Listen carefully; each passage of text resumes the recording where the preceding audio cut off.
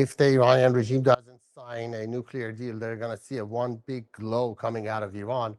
There's been a lot of speculation since then. What did the president mean by one big glow? Was he referring to a nuclear bomb, or was he referring to a mushroom cloud, over Iran? One big glow usually refers to that.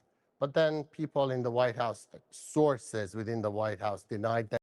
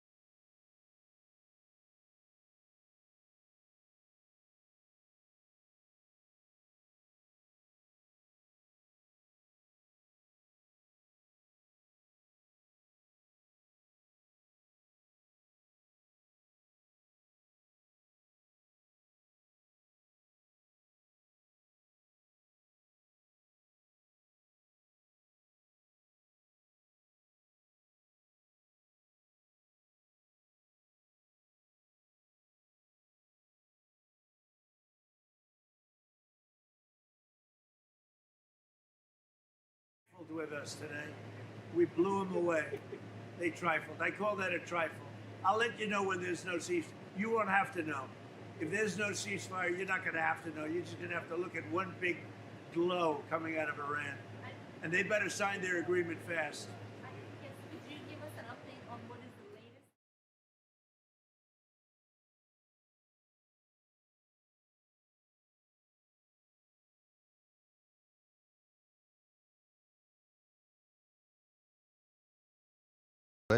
That's reality show language. That's television language, love tap. And that matters because American foreign policy is increasingly becoming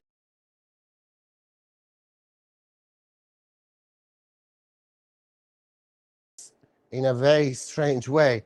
I'm seeing people laugh at the Iranian regime because of the remarks the president has made. I'm seeing people laugh at America.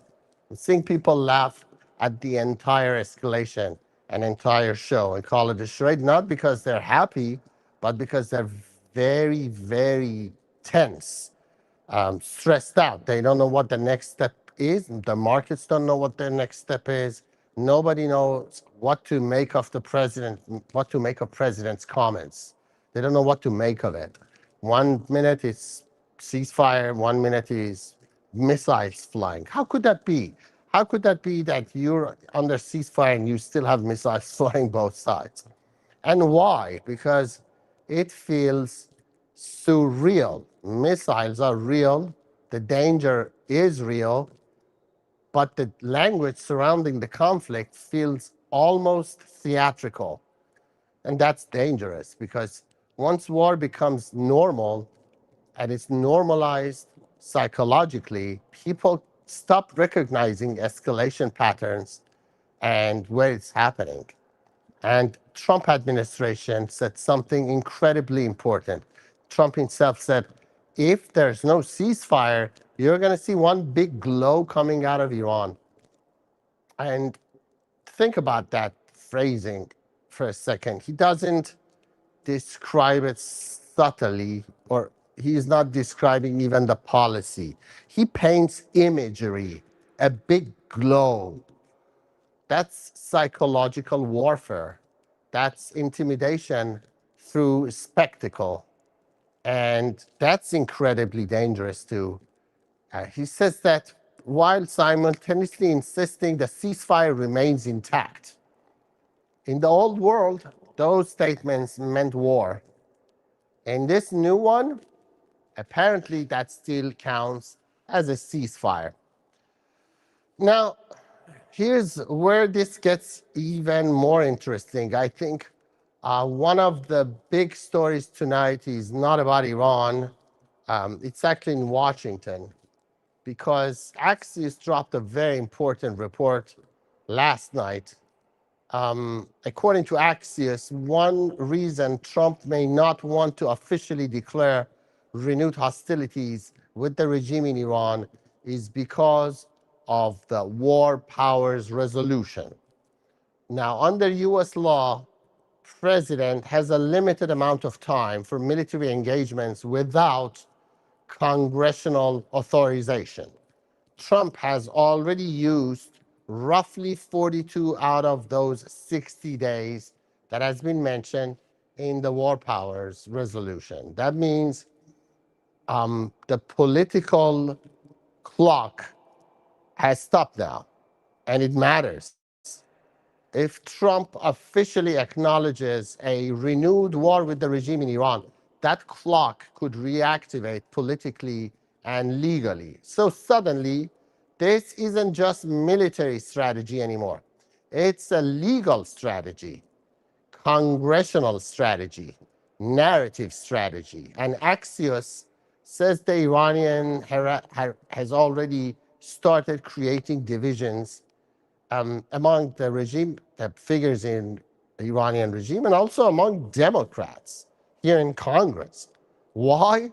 Because once Trump says hostilities are terminated, it becomes politically harder for some Democrats to push aggressive war powers actions again.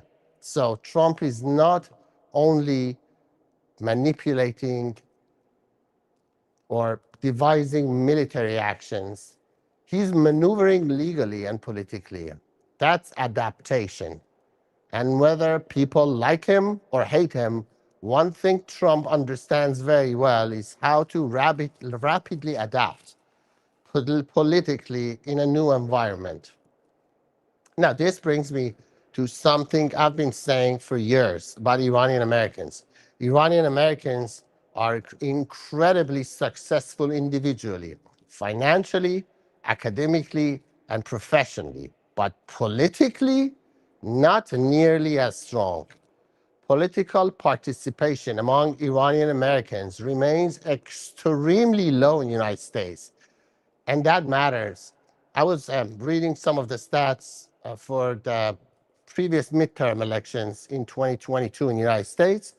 Only 4% of Iranian Americans who were eligible voted in the last midterm elections. 4%. And there's said to be more than 3 million Iranian Americans in the United States, second generation, third generation. Like I said, most of them well educated, financially successful. You know, they have no problem immersing into the communities. But they don't, for some reason, they don't get involved politically. And that's not good at all because it matters. Because in America, war comes from voting, organizing, lobbying, showing up politically, and money. And you don't enter the political system. If you don't enter it, the political system eventually stops listening to you. And this connects directly to protests too, because globally, visibility matters. Numbers matter. If the streets becomes empty, power eventually stops paying attention. And if people say, we're tired, that may be emotionally understandable, but the Iranian regime does not get tired. That is the reality. All right, quick reset here. Let me know where you guys are watching from and drop your city in the chat. We've had a lot of viewers from the United States, Toronto, London, Los Angeles, Berlin, but I see a lot of Iranians also popping up on my live feed. That means that there's some sort of connectivity back in Iran after 60 some days of internet blackout in Iran. And thank you everybody for supporting this channel, Arash Unfiltered, as well as Capital Report. And please take time to go check out my website, arashalai.com as well. I really appreciate it.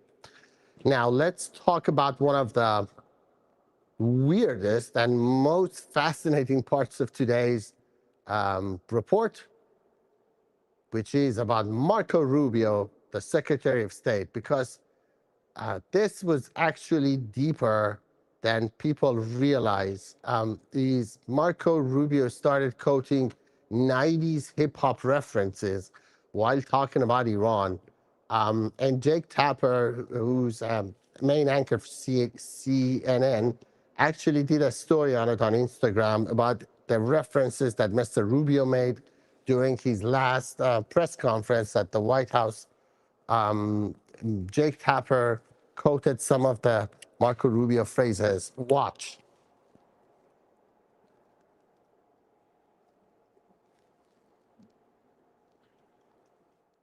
Right there. So much, Mr. Secretary. Yeah, I wish I knew your yeah, names, thank you guys. so much, I Mr. apologize. Secretary. Can you put name tags on? Thank you That so would much, help. Mr. Okay. Secretary. Who are you with? Who are you with? I'm with Rubio Media Network. Okay. Mr. Secretary, the President has said multiple times that weapons were provided to the Kurdish groups to pass on the Iranian people. However, Kurdish political parties and the regional government says they have not received such weapons. Even some claim these weapons remain in the U.S. base in the region. Can you clarify who those weapons were given to and whether you intend to retrieve them or still want to pass to the Iranian people? Yeah, look, ultimately, what the President is... Politics, that's a unique signature that nobody's ever had. And as fluent as Mr. Rubio is in all these hip hop songs, actually for his generation in the 90s, this matters more than people think. Because American politics today is deeply connected to internet culture, meme culture, entertainment culture, and pop culture. Rubio understands that, and he says, when he says something like, you have to check yourself before you wreck yourself, people would clip it, turn it into memes, post it everywhere, and spread the message. That's soft power. America's power isn't just about aircraft carriers. It's movies, music, internet culture, language, and media ecosystems. And American politicians increasingly understand how to weaponize culture itself.